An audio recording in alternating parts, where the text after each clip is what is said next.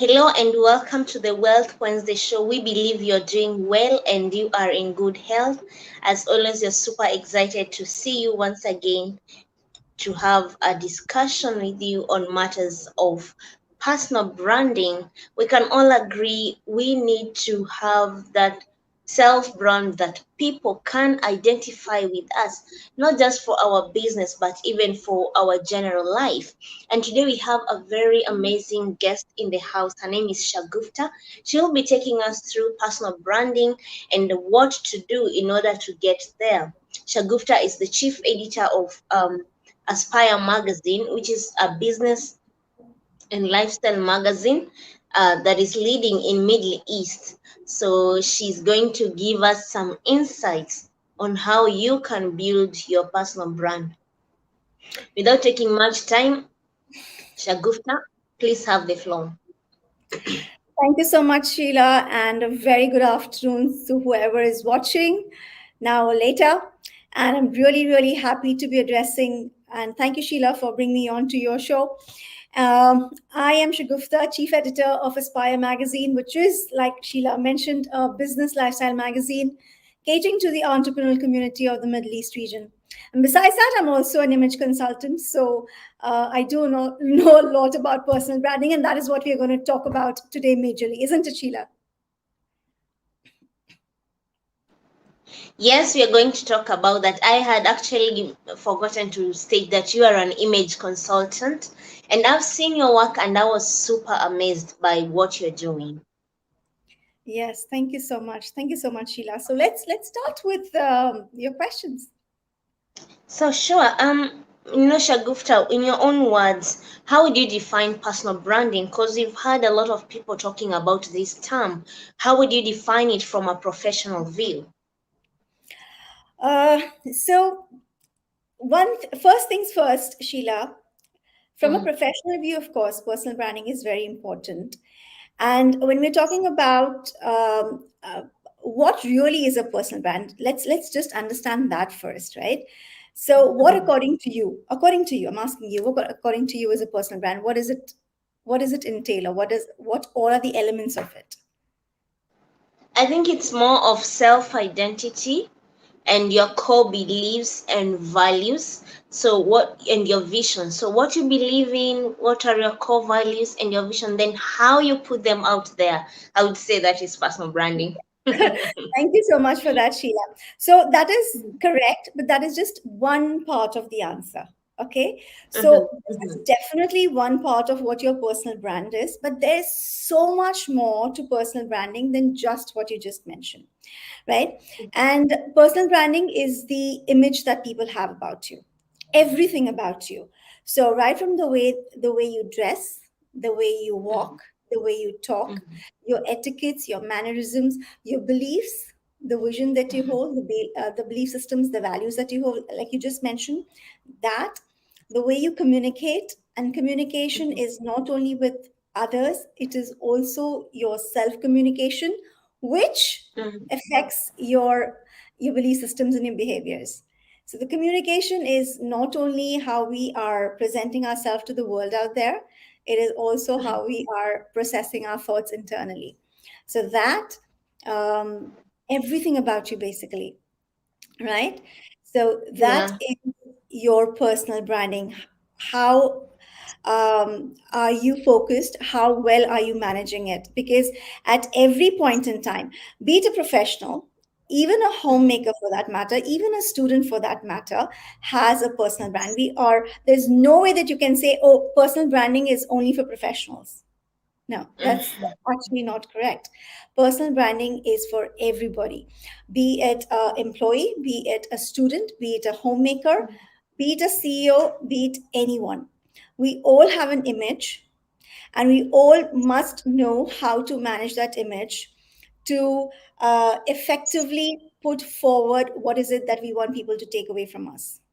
And that is a lot of things. So I told you about appearance, I told you about, so it's appearance and grooming, body language, behaviors, communication, your digital presence, right? So how are yeah. you presenting yourself, how are you putting yourself out there digitally on all the social media platforms, the kind Mhm, of the kind of people on your contact list, the kind of posts that you put out, the kind of the likes and comments and shares that you have. And you'll be surprised to even know that there are agencies now that whose only Mhm. job is to analyze your profile. They Oh. actually, yeah, they actually analyze your profiles and they can tell you what kind of a person you are. So a lot of Mhm. big corporates have now started taking the services of these agencies when they want to hire people on certain positions. They actually Mhm. hire the services of these agencies to find out if that person is the right fit, because a lot can be actually said about the way you are putting yourself out there. Social media, so Facebook, LinkedIn, Insta, these are the major ones that everybody uses, right? YouTube and Mhm. other stuff, but these are the main ones. So there are companies who specially analyze your profile and they can tell you actually what kind of a person you are. What are your those? So digital.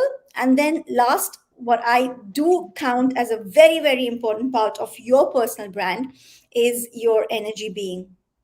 We all are Mhm. energetic beings. We all carry an aura around us. Mhm. And Mhm. yep, we do that. And even if you're not talking, you're energetically communicating things about you.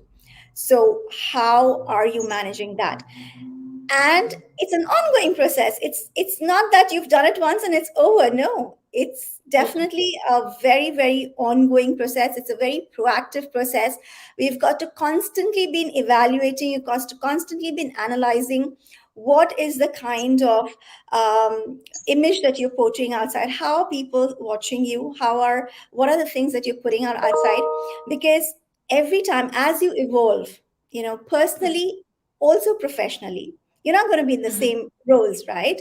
You're going to be moving Mhm. up your career ladder. You're going to be moving up professionally. You're going to be growing and evolving as a person. So then Mhm. at every stage requires a different version of you. You cannot Mhm. be doing the same role, being the same Shagufta, the same Sheila that you were a couple of weeks or a couple of months back. So what is it that this role requires? Yeah. Mhm. And it's a constant process of evaluation. It's a constant process of um, proactive process of managing it in a way that you are now progressing professionally, personally, and socially. So I wouldn't just restrict it to your professional space. I say Mhm. it is important in all these areas of your life. Absolutely. And I like the fact that you say we emit energy, and you don't have to talk. The energy is even sensed. I don't know if you've ever come to a room or a place and found someone and immediately felt happy without Yeah. that person talking, without any of you exchanging any words. And that tells you the person is happy within herself, that Yeah. they are able to emit the same energy. And I also like the fact that you highlighted the self communication, because most of us, we've worked so well on the external communication. I can talk well to people, but how do I talk to myself? What do I say to me when no one else, when I don't have an audience? And I love that fact. Now, how is developing a personal brand important in your career path? Very important, Sheila. Right? Of Mhm. course, because um, you know when you interact. So talking professionally, yeah, you're Mhm. always communicating or you're always interacting either with customers or clients outside or even Mhm. internally with your own colleagues. There's always some communication happening, isn't it? Mhm. And then, Yes. like I said, your personal image or your personal branding is everything about you. It's not just one thing. Mhm. So it's about the Mhm. clothes that you're wearing, it's about Mhm. your communication, your belief systems that you hold, your behaviors, mannerisms in the professional area. Your etiquettes and Mhm. mannerisms are very important. So when I talk about this, email etiquettes, phone etiquettes, Mhm.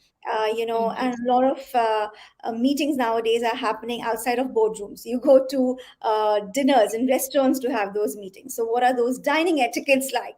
All of this makes a Mhm. lot of impact on the kind Yes. of the image that person holds about you. And the most important thing is that people like to do business or like Mhm. to have a relationship with people they like and trust.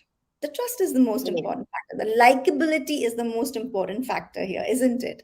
So then, Yes. so then what are you doing that makes people trust in you, right?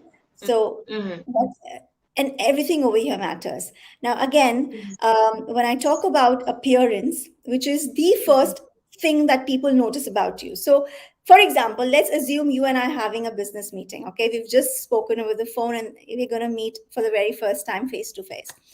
And I Mm-hmm. see, what is the very first thing you're going to observe about me? It's the appearance, it's the clothes I'm wearing, isn't it? Right? Yes. And then Yeah. every profile has a Mm-hmm. certain dress code, right? So Mm-hmm. when I talk about just appearance alone, so that's an Mm-hmm. element of your image, that's an element of your branding. And just Mm-hmm. this one element has so many sub elements. So let me just kind of list it out for you. So there's the Mm-hmm. elements of clothing, which is line, shape, color, texture, pattern. There's the yin and Mm-hmm. yang of clothing. There is the yin and yang of personality. There is the international style scale. There is the body shape. There's the vertical body proportions. There's the personal colors. There is also the face shapes. Am I missing out something? I think I'm missing out on one, two. Can't remember it right now. Then there is also the grooming. Okay, so what are the grooming standards and everything? Just by altering one or two things here or there, you can Mm-hmm. actually alter the subconscious message that you're giving out about yourself. Mm-hmm. So you need to be very, very mindful or conscious or aware of what is the image that you want to project, or what is how you want people to relate to you. And you can do that. So I have this very interesting example to share here. Though I've worked with a lot of people, but I will quote this particular one, because this gentleman that came to me came from a very high position, and of course working Mm-hmm. for one of the MNCs, one of the finance sectors. I'm not going to name that. And he held a very, very important role. And his team, of course, were again people all from different nationalities, and they were not taking this person seriously. Yeah. And he felt Mm-hmm. that I'm just, something amiss in the professional space, and something is not working out. Though he knows his stuff, he's very good at what he does, but still he's not taken seriously. And so Mm-hmm. we did this entire exercise about seeing what is it that's not working well for him. And leave Mm-hmm. aside, we just worked on you know just the appearance, but we just tweaked a little bit things, the colors that he should wear, the pen that he should carry, the frame that he should be wearing. Just by changing few things in his appearance, there was Mm-hmm. a marked difference. So whether you like it or no, people subconsciously respond to these things. Yeah. Mm-hmm. Mm-hmm. So are Mm-hmm. you now consciously wearing the kind of clothes that, people respond to you in the right way? And that's why I Mm-hmm. said it's a very proactive process. It's a process where you've got to actually analyze and evaluate, are you doing the right things for the job that you are Mm-hmm. in or the job that you want to be in? Wow, amazing. That is quite profound, Shagufta. And sometimes we really overlook the fact that even the dressing aspect communicates a message to people Mass- without us even having to talk to them. And Massively. this leads me to something else. We've spoken about building personal brand for career growth. Now, how does one get to build their personal brand both at their workspace and outside? Because some people will tell you these are two different things. So you are like this in the workspace, and then you are like this outside. How does one get to correlate the two? Of course, you're allowed to be different in two places. First of all, get this thing right, that you're allowed to be two different people in two different places, because work life may require you to be in a certain way, and then at in the social context or outside of the workspace, you want to be a chilled out person, right? For example, Yeah. let's take the example of finance. Okay, now Mm-hmm, mm-hmm, finance is again something to do with money. And if mm-hmm, I'm somebody who is an investment banker, and I want you to put your money um, with my agency of my fund or whatever it is, I cannot come to you dressed casually. All right. I have to be Mm. dressed in a certain way, which is letting people know that you can trust me with your money, isn't Mm-hmm. it? And when I'm out Yes. of that workspace, I am a chilled person. I enjoy my social life. I enjoy going out, and I will definitely have a different dress code when I'm going out to the pub or to a place to just chill out with my friends. So Mm-hmm. definitely, you are allowed to have different dress codes you're not expected to wear. And again, Mm-hmm. it's all a matter of even in the professional space, are you mindful? Are you aware? Are you managing your image correctly? That's of profound importance. So we Oh, have the four, absolutely. yeah, we have the four A's. It's called affordability. So it also has to be affordable to you. So you're wearing something which is appropriate. You're wearing something which is authentic. Yeah, authentic as Mm-hmm. in true to yourself. I mean, it has to be comfortable. You have to be comfortable in what you're wearing. So it has to be authentic. It has to be attractive. So no matter what you Mm-hmm. wear, you have to look attractive in that. No matter what your body shape, no matter what your personality, you have to look attractive. That is the whole purpose, isn't it? And then Yeah. it doesn't mean that to look attractive and to look authentic and to look appropriate, I only have to Mhm. wear a Prada or a big brand or Armani. Yeah. It also has to be affordable. So with the Mm-hmm. affordability factor in mind, you can still wear something which is appropriate. You can still wear something which is very authentic, and you can still wear something which is very attractive if you Mm-hmm. understand these concepts very clearly. Mm-hmm. I like the fact that you say affordability. You wear according to what you can afford, and Yeah. then match to your body and what you want to Yes, to because communicate. this is a misconception that people have that image Mm-hmm. management means something very expensive, and I only have to wear branded clothes all the time to look the part. But nobody's Yeah. asking this. So the affordability factor also comes in. So you can definitely wear something which is not pinching your pockets in any way, and at the same Mm-hmm. time look authentic, look appropriate, and look attractive. If you understand these little concepts and how to Mm-hmm. play around with these little and how to bring in the tweaks, you can definitely Mm-hmm. create a very impactful image. And I also like the part that you said we need to dress in something that you are comfortable with. Because I've seen people, the clothes they are choosing are nice, but they're not comfortable with that, and that one affects their confidence level. So they will keep on, very not doubting what they're dressed in. So I think comfortability is also very important, and um comfortability doesn't always mean that you have to copy paste someone else. We have different, body shapes and sizes. Now, as you just mentioned that how we dress really impacts how our personal brand comes out. We've seen a lot of times one's self-esteem affecting their professional image and brand. How, as a certified coach, how can one boost it? So this has got a lot to do with your mental makeup. This has got a lot to do with Mm-hmm. your belief systems. And so wearing clothes is of course one thing. If you wear something which you're comfortable, which is making you look attractive, automatically your Mm-hmm. little self-confidence will go up. But then again, this has got a lot to do also with your limitations and the belief factors that you have, right? Mm-hmm. Self-esteem, self-confidence, self-worth, the confidence is all a mind game. It's the Yes. limitations that we put on ourselves, right? So this is Mm-hmm. something that you need to work on your mental quotient, and Mm-hmm. need to work on your subconscious programming. So when I talk of image as a whole, Mm-hmm. there is something called as the four bodies of the self model, which is also very important for people to understand. So there are four bodies that we have, which is the physical, the mental, the emotional, and the energetic, and they're interdependent and interrelated, codependent, Mm-hmm. and you've got to work on all these bodies equally to keep them in balance. Because even if one is out of balance, you're out of Mm-hmm. whack. Oh, okay. Would you mind sharing those four mental bodies, just highlighting them? Yeah, so it's the four bodies that we have, which is the physical Mm-hmm. quotient or the physical body, the mental body, Mm-hmm. the emotional body, and the spiritual or Mm-hmm. the energetic body. And all of this Ah, okay. together makes up you, right? Yes, yes, yes. Yeah. All of them, they are Oh actually God, if interconnected. you can go into in depth and detail into each of these, this will take another 2 hours to talk. I know. Now, you are also a parenting coach.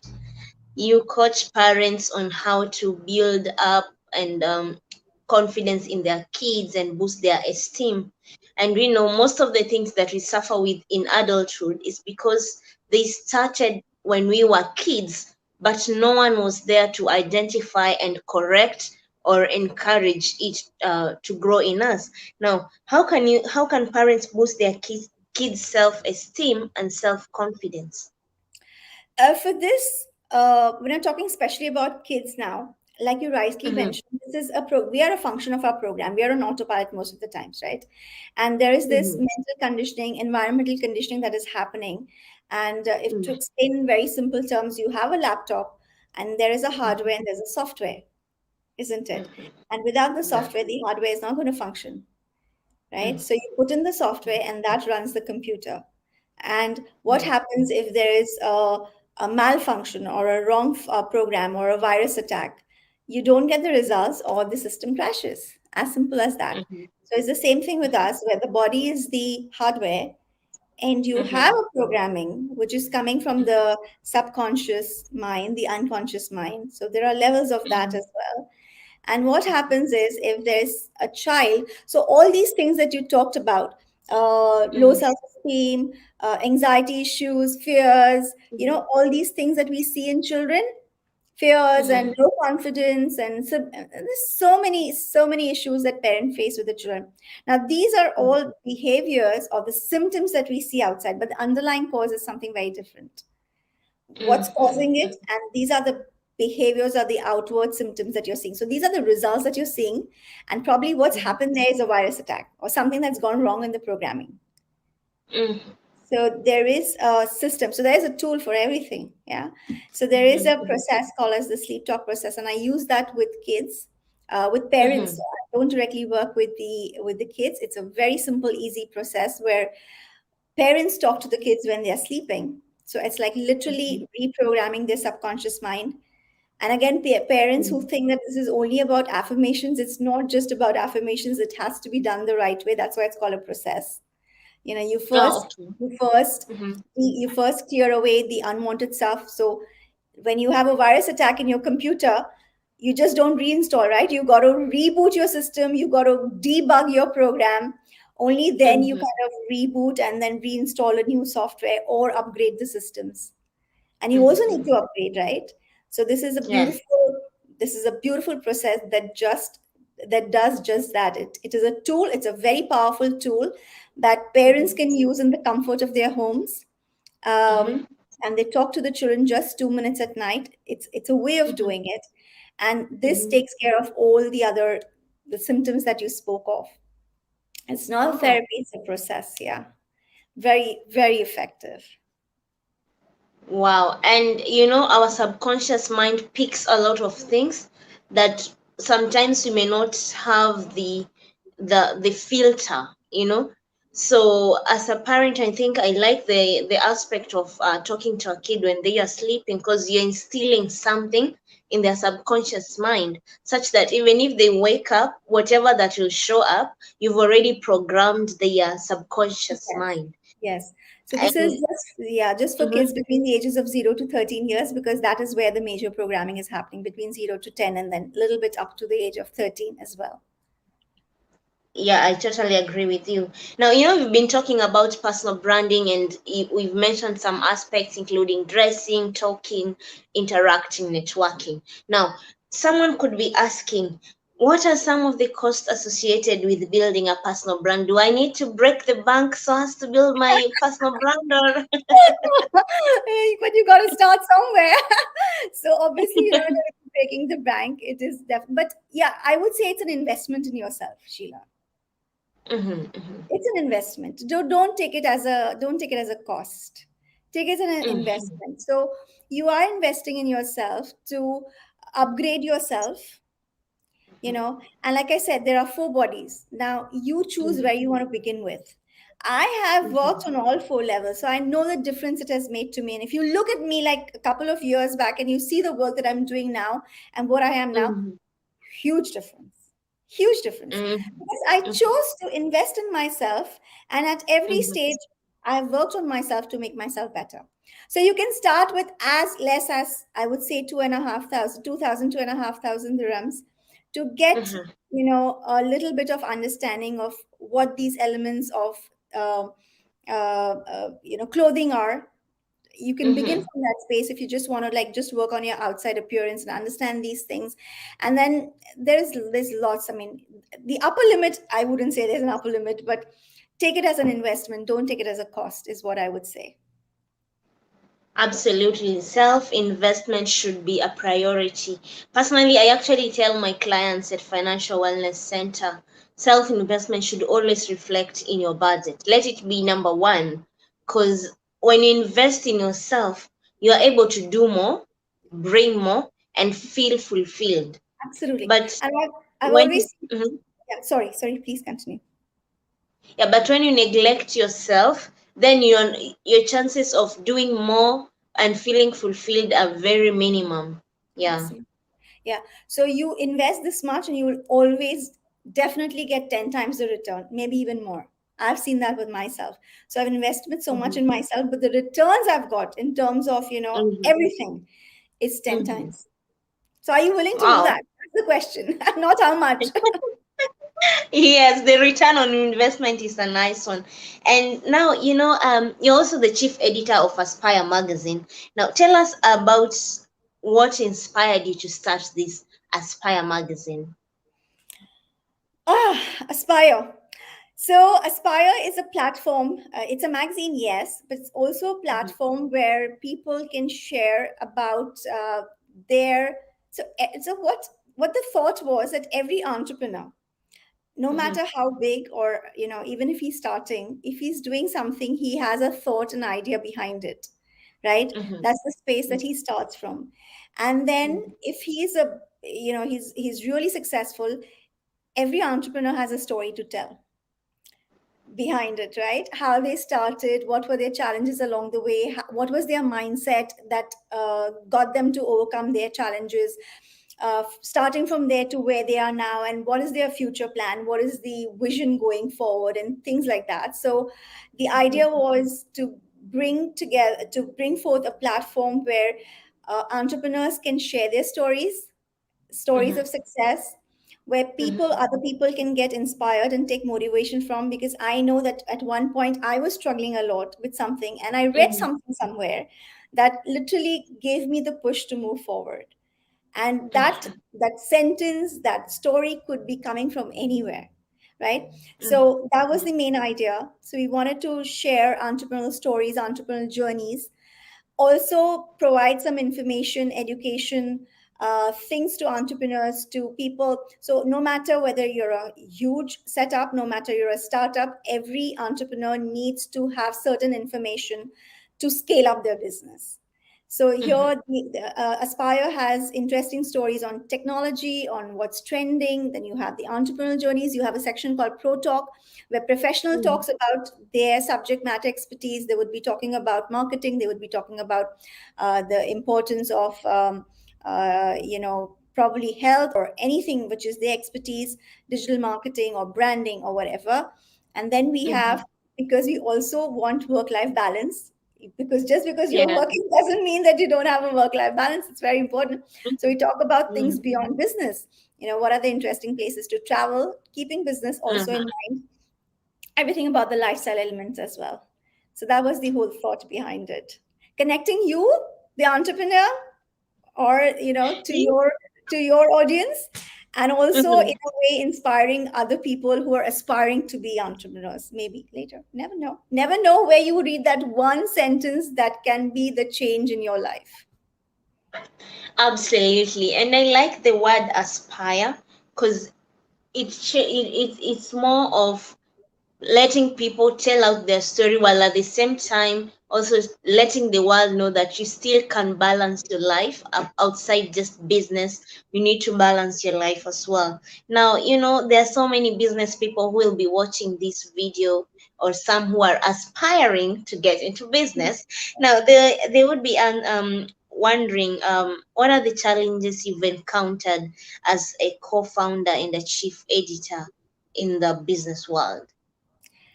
So the major challenge that I have faced, Sheila, is that as far as a magazine, right? So we have a print edition also, and Mm-hmm. it's mainly a magazine uh, in the physical format. So we do have a Mm-hmm. website also, but we also have the print edition. And I'm sure you must Mm-hmm. have seen it. It's available in the stores. It's there in Spinneys and Carrefour and Kinokuniya and everywhere.